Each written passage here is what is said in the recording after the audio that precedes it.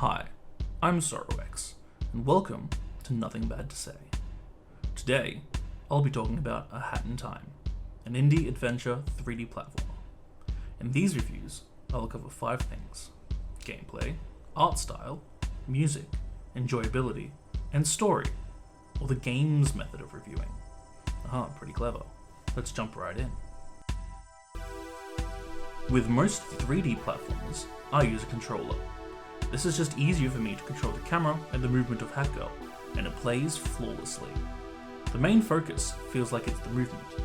Because it's a platformer, it relies heavily on precision jumps, but has the fun nature of not being based on 10 to 20 perfect jumps in a row. It's more about having fun with it. Later in the game, there is a level that consists entirely of a subway. This is nothing but movement challenges and having fun with the area around you. It's split up into 4 different coloured sections, each with their own unique quirk, but fit into the aesthetic perfectly.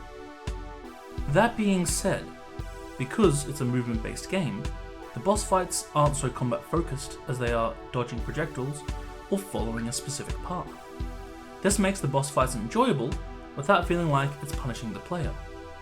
My favourite part of this game though has to be the interactions with the NPCs.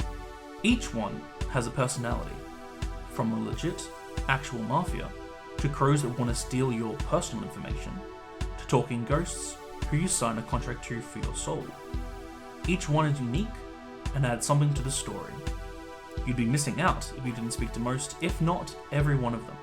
Upon doing this, you bulk out the game's playtime without feeling like it's dragging on. Moving along to the main objective of the game, collecting timepieces. These are found 1 per level and progress you through the game, needing a certain amount to move to the next area, just like in Super Mario. Among the regular levels, there are also time rifts. These are extra levels that you find within the regular ones that are short but challenging, needing the use of different hats to complete. Hats are the skills in the game. Throughout levels, you find yarn, which you accumulate to knit new hats, which each have differing properties. There are the hats that let you sprint, create explosive potions, stop time, or phase through reality, each having a unique way of puzzling within the acts. This moves us to badges. These are the items that you can buy from the badge seller, which increase abilities or reduce cooldowns, or just make the NPCs mumble.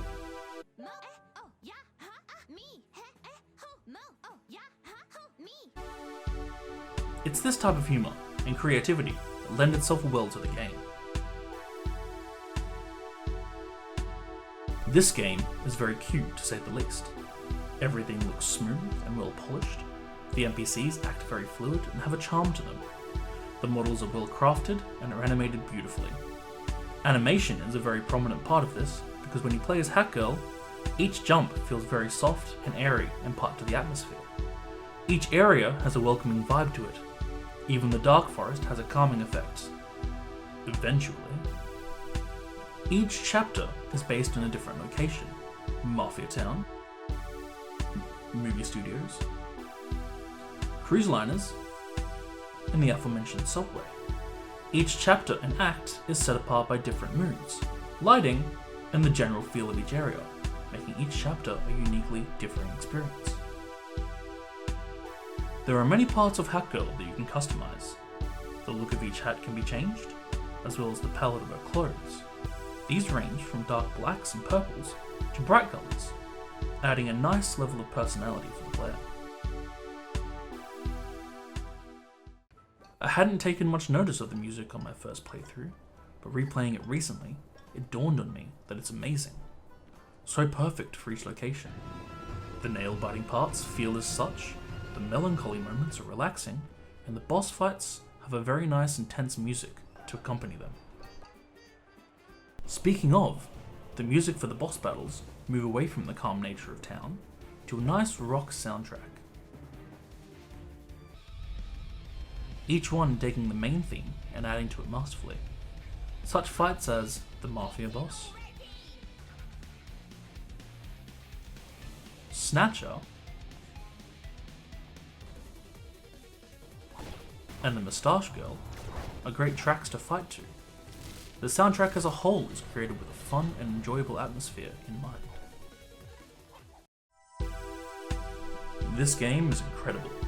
I've played it through twice now, and I don't feel as though I'm sick of it. The gameplay is so freeing, the movement feels really nice, the music brings everything together, and the game is very funny, which really makes for a loving player experience.